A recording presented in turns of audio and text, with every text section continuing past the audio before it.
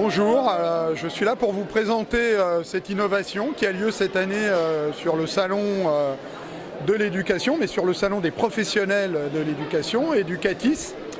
Et l'innovation, c'est un hackathon.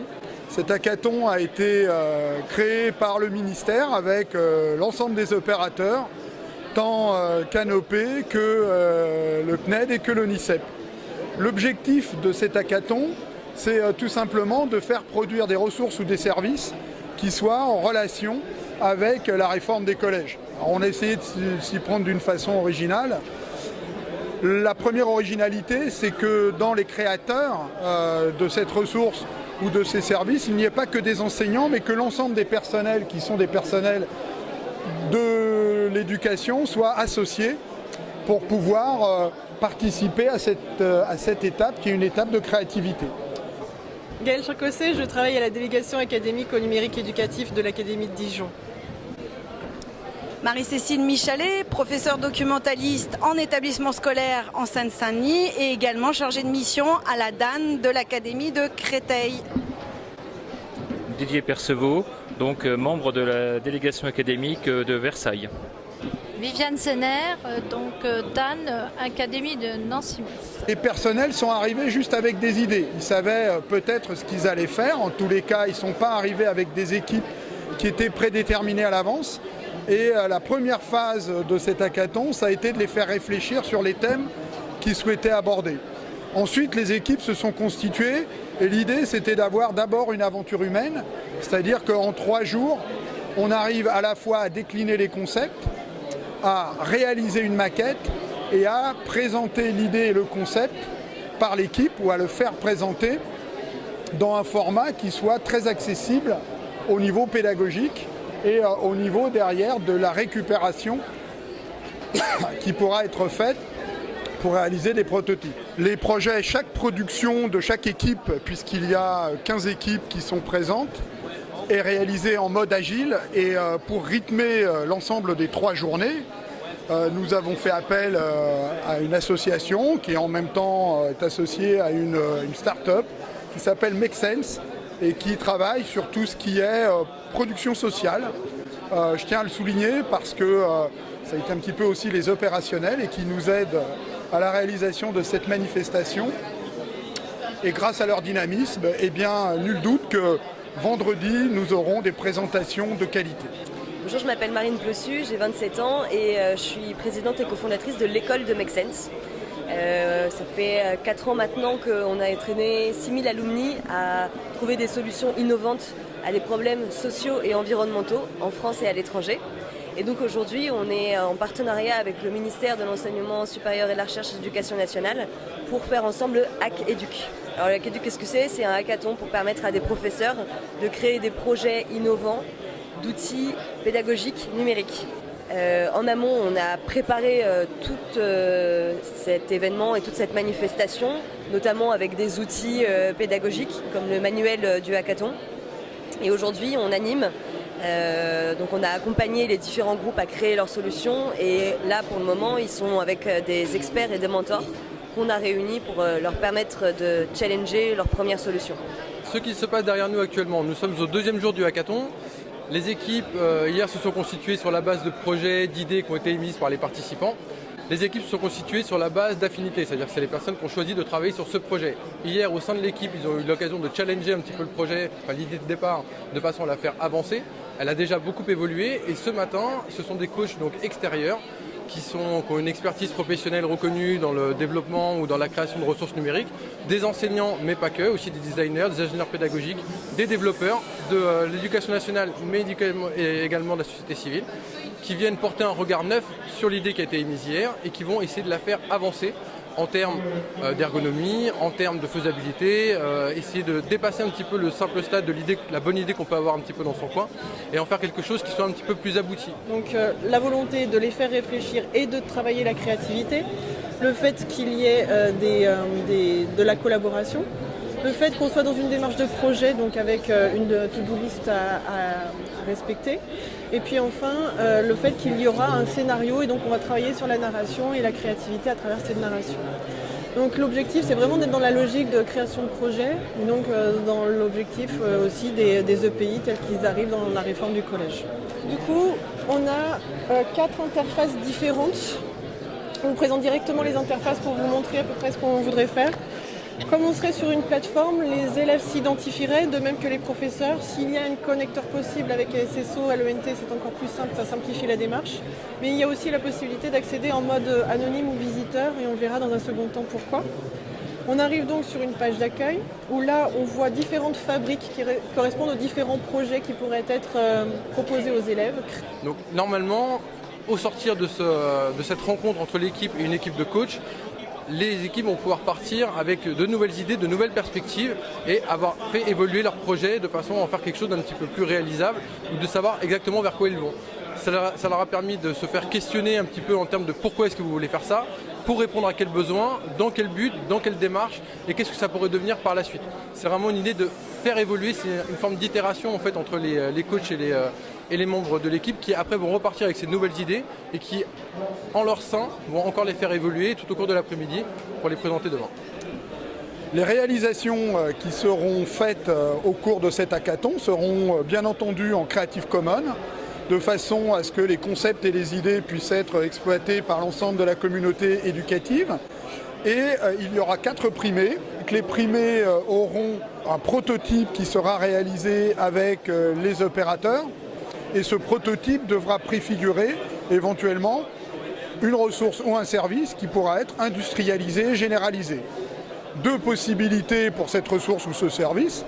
Soit c'est le ministère ou les opérateurs qui le généralisent, soit on va essayer de trouver une source de financement un petit peu innovante, de financer ces projets par du crowdfunding, de façon à les accompagner et à les amener à une maturité industrielle. On vient de toute la France, on a géré ça du feu de Dieu, on n'a pas eu de soucis. Enfin moi je voulais vraiment remercier toute l'équipe. Alors Ismaël, évidemment tous les gens qui sont derrière. Merci pour cette qualité d'organisation là, parce que c'était vraiment très appréciable et indispensable à la réussite de ce projet.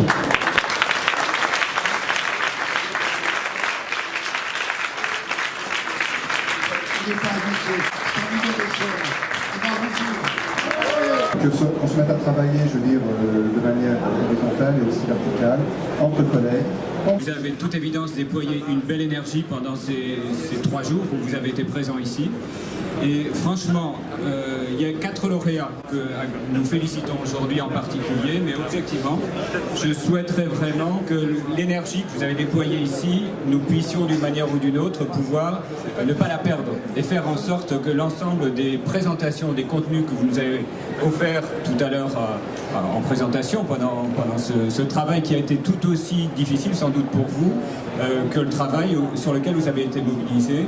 Donc que tout ce bel effort puisse effectivement trouver une voie de prolongation. Alors le parrain est ravi de remettre ce prix sur les apprentissages en mobilité. Je tenais également à féliciter toutes les équipes et remercier les organisateurs de ce hackathon. Comme vous le savez, la mobilité au CNED est extrêmement importante puisque nos apprenants sont tous éloignés et c'est vrai que remettre à cette occasion un prix relatif à la mobilité dans les apprentissages est pour nous quelque chose d'essentiel. Je vous invite bien évidemment à venir poursuivre cette aventure au CNED. Donc nous allons vous accueillir dans les prochaines semaines pour réfléchir avec vous à la suite de ce projet, réfléchir avec nos collaborateurs de la direction de l'innovation, nos collaborateurs de la direction marketing et voir avec vous comment on peut poursuivre l'aventure autour, dans un premier temps, d'un prototype et puis on verra pour la suite.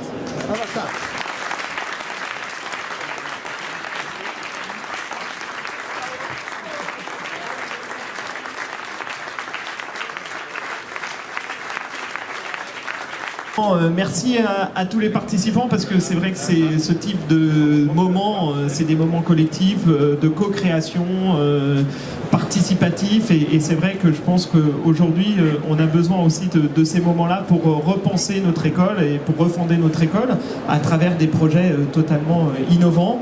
Donc merci à tout le monde de pouvoir et puis merci bien évidemment aux lauréats. Alors pour le réseau Canopé, c'est vrai que ce projet-là une consonance bien particulière parce que c'est avant tout un projet de médiation et on sait que la question de la médiation au sein du réseau Canopé et la médiation numérique entre autres est quelque chose de très important dans l'ADN de l'opérateur et donc c'est pour nous aussi un plaisir de pouvoir remettre ce type de prix et bien évidemment dans le cadre de l'accompagnement qu'on va être amené à faire, voilà, c'est la mobilisation de toutes les équipes Canopé aussi bien au national que dans les territoires pour pouvoir faire que ce projet puisse continuer et on mettra aussi un accompagnement spécifique avec nos chefs de produits numériques, avec nos services juridiques parce que derrière tout ça il y a aussi des problématiques juridiques assez importantes et donc on sera là pour continuer l'expérience et encore merci pour votre investissement. Merci à tous. Donc le 4e prix qui est le prix du jury, lui aussi porté par Canopé, a été attribué à l'équipe Captelli. En fait, c'est un projet qui nous tenait tous à cœur quand on est arrivé, puisque... Merci. Parce qu'en fait, moi je pense à Alan, je pense à Théo, je pense à Audrey, à tous mes élèves et à leur famille, et tous les jours ce sont des élèves qui sont un petit peu différents. Et les familles se battent chaque année, chaque jour pour pouvoir permettre à leurs enfants de suivre une scolarité habituelle. Et donc je pense que c'est le genre d'outil qu'ils attendent. Et donc merci de nous permettre d'aboutir. Et je pense que c'est aussi ça qu'on a voulu en tout cas mettre en avant dans le cadre de ce prix parce que voilà, on sait que ça sert tout le monde et ça ne sert pas qu'une catégorie de la population, en tout cas des élèves. C'est très important pour nous d'avoir l'occasion de vous remercier d'avoir travaillé pendant ces 3 jours sur ce thème. On a effectivement tout à fait envie d'aller plus loin et de continuer. On a bâti quelque chose en quelques jours qui donne envie d'aller plus loin et voilà, c'est un prix tout spécial justement pour ce côté spécifiquement humain, numérique et humain, comme quoi les deux choses vont ensemble. L'humanisme numérique est là et avec nous et parmi nous et d'où effectivement ce prix spécial du jury.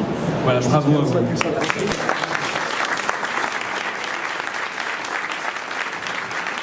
Aujourd'hui, c'est une manifestation qui réunit une 60aine de participants, mais notre ambition, c'est que demain, ça puisse toucher 60 000 professeurs. Comment on va, à partir de cette expérience, on a l'ambition de créer un outil digital pour permettre à des professeurs d'être accompagnés via un outil mobile ou web pour pouvoir reproduire cette expérience avec leurs élèves ou avec leurs collègues. Il y en aura un autre ? Alors certainement, voilà, et on essaye de voir comment est-ce qu'on peut lui donner encore plus une dimension nationale, peut-être avec un moment, une qualification dans chaque académie et puis un rassemblement national, de façon à entraîner toutes les académies dans cette grande aventure, qui est une aventure finalement qui est entre l'ensemble des personnels, la façon de les rassembler, de les faire travailler ensemble sur des méthodes agiles et avec un objectif commun qui est finalement l'élève et la réussite de l'élève.